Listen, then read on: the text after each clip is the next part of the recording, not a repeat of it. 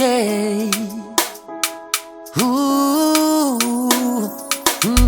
Tsy reporepo ny fitiavana ianao ry baby, fa inona loatra ary tiana azo anao.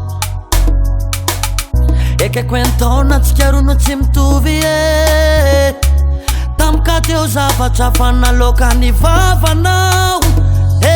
Ohatra tsy genatra ianao milaza amiko fa mbola tianao izy, tena mbola tianao izy o ianao. Tsy tahotra tsy genatra ianao milaza amiko fa mbola tianao izy, tena mbola tianao izy o ianao. Iverina misipanao talona ianao e, fa tsy naray lamba raha vao nahita anazy. Efa teny lokaloka iara-kotoginy e, tamika teo tsy nanjary nalaza ianao.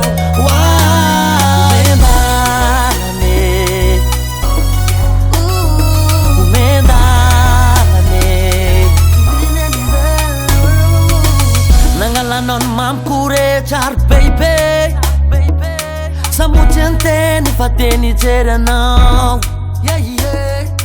Tena tsy naposika fa lenao niverina mitalo, na izy ary gaga nahita reo fomba fihetsika o.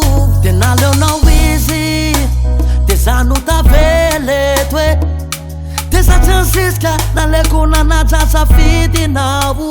Tena leonao izy de za no tavela eto e, de za tsy ansisika naleko nanaja safidinao.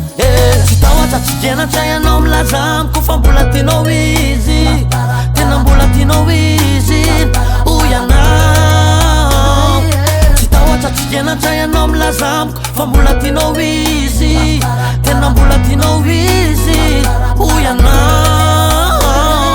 Iverina misipanao talona ianao e, fa tsy naray lamba raha vao nahita anazy. Efa teny lokaloka iara-kotoginy e,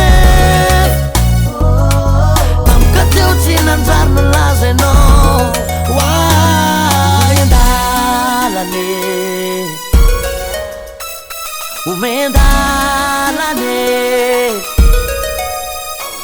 omendalane, no no no.